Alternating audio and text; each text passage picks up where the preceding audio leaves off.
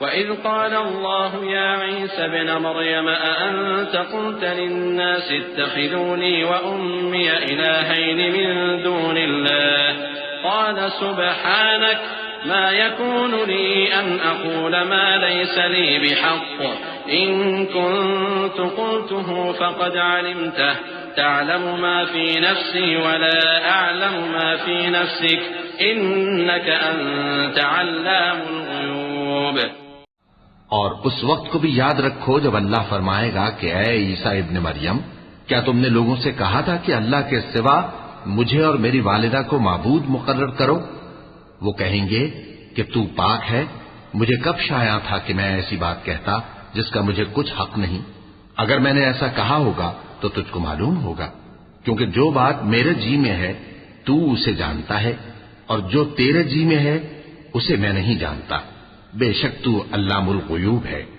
मा कुन्तु लहुम इल्ला मा अमरतनी बिही अन अअबुदु अल्लाह रब्बी व रब्बकुम व कुन्तु अलैहिम शहीदन मा दुमतु फीहिम फलम्मा तवफ़्फ़यतनी कुन्त अंतल रक़ीब अलैहिम व अंत अला कुल्लि शैइन शहीद इन तुअज़्ज़िबहुम फ़इन्नहुम इबादुक وإن تغفر لهم فإنك أنت العزيز الحكيم قال الله هذا يوم ينفع الصادقين صدقهم لهم جنات تجري من تحتها الأنهار خالدين فيها أبدا رضي الله عنهم ورضوا عنه ذلك الفوز العظيم لله ملك السماوات والأرض وما فيهن وهو على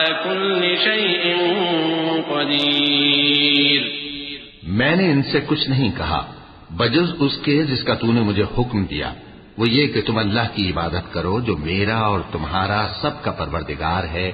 और जब तक मैं उनमें रहा उनके हालात की खबर रखता रहा। फिर जब तूने मुझे दुनिया से उठा लिया तो तू ही उनका निगरां था और तू हर चीज से खबरदार है।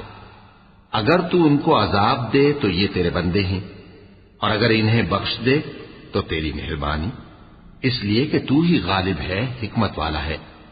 अल्लाह फरमाएगा कि आज वो दिन है कि सच्चों को उनकी सच्चाई ही फायदा देगी। उनके लिए बाग हैं जिनके नीचे नहरें बह रही हैं, हमेशा हमेशा वो उनमें बसते रहेंगे। अल्लाह उनसे खुश है और वो अल्लाह से खुश हैं। यही बड़ी कामयाबी है। आसमान और जमीन और जो कुछ इन दोनों में है सब पर अल्लाह ही की बादशाही है और वो हर चीज पर कादिर है।